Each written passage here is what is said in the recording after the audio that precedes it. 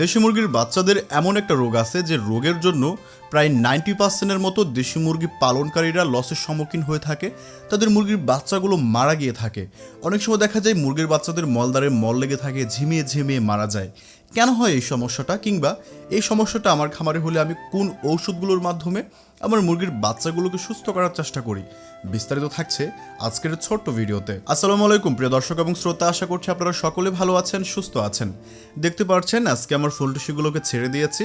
আপনারা সকলে জানেন আমি ফুলটুসিদের বন্দি করে পালন করি, তাহলে কেন আজকে ছেড়ে দিলাম কিংবা মাঝে মধ্যে তাদের ছেড়ে দিই? দেখেন, দেশি মুরগিকে দেশির মতো করে পালন করতে হবে।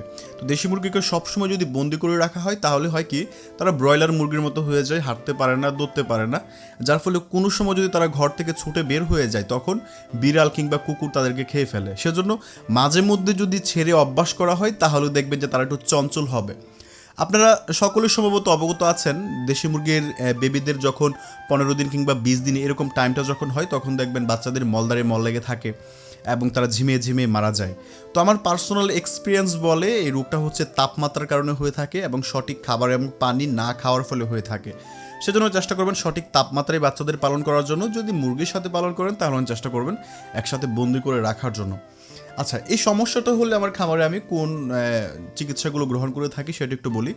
আমি অ্যামক্সাসিলিন এবং অ্যান্ড্রোফ্লক্সাসিন এই দুইটা গ্রুপের ওষুধ আমি প্রয়োগ করি, আলহামদুলিল্লাহ সুস্থ হয়ে যায়। দেখেন, আমি আপনাকে সাজেস্ট করছি না ওষুধগুলো খাওয়ানোর জন্য। এক একটা রোগের মাত্রা জেনে বুঝে কিন্তু ওষুধ প্রয়োগ করতে হয়। আপনারা চেষ্টা করবেন ডাক্তারের শরণাপন্ন হয়ে ওষুধগুলো প্রয়োগ করতে। তো আমার খামারে যে কোনো একটা সমস্যা হোক না কেন আমি কিন্তু ডাক্তারের পরামর্শ নিয়ে তারপর ওষুধ প্রয়োগ করে থাকি। তবে এখনও পর্যন্ত যে কয়েকবার আমার এই সমস্যাটা হয়েছে আমার খামারে, আমি ডাক্তারদের কাছে এই পরামর্শ নেওয়ার পর ডাক্তাররা আমাকে এই ওষুধগুলো সাজেস্ট করেছে, সেজন্য আজকের এই ভিডিওটা আপনাদের সাথে শেয়ার করা। আচ্ছা, আপনি কোন জেলা থেকে এই আমাদের ভিডিওগুলো দেখছেন কমেন্ট করতে পারেন। এবং ভাই, আমার পোষা প্রাণীদের ভিডিওগুলো ভালো লাগলে একটা লাইক দিয়ে আমাকে উৎসাহ যোগাবেন। দেখতে পাচ্ছেন আমার চীনা হাঁসগুলোর জন্য খাবার ব্যবস্থা করেছে। অনেকে বলে ভাই, চীনা হাঁস শুধু মারা যায়, আপনি কিভাবে সুস্থ রাখছেন? দেখেন, আমি ছোটকাল থেকে দেশি মুরগি পালন করি, কিন্তু চীনা হাঁস কখনো পালন করি নাই। এটা হচ্ছে আমার ফার্স্ট বেস এবং আলহামদুলিল্লাহ ফার্স্ট বেসে আমি সফলতা পেয়েছি।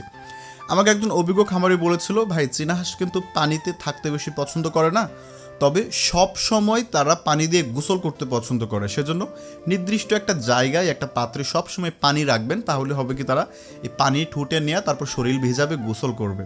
তো এতে করে হয় কি, তারা সুস্থ থাকে, তাদের শরীরটা ঠান্ডা থাকে।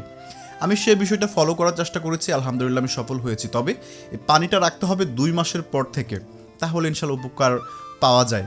দেখতে পাচ্ছেন আমার রাজকুমারকে আমি নিজ হাতে খাবার খাওয়াই দিচ্ছি। তো আমার অনেক বেশি ভালো লাগে। দেখেন সে কতটা মিশুক, সে আমার সাথে কতটা মিশে আছে। আপনারা সকলেই জানেন চীনা হাঁস আক্রমণাত্মক হয়ে থাকে, তারা ঠুকুর দিতে পছন্দ করে, কিন্তু কতটা ঘনিষ্ঠ হয়ে গেছে তাদের সাথে আমার সম্পর্কটা। আচ্ছা ব্রাদার, অবশ্যই আমাকে জানাবেন আমাদের ভিডিওগুলো আপনার কেমন লাগে। তো ধন্যবাদ। আসসালামু আলাইকুম ওয়া রাহমাতুল্লাহ।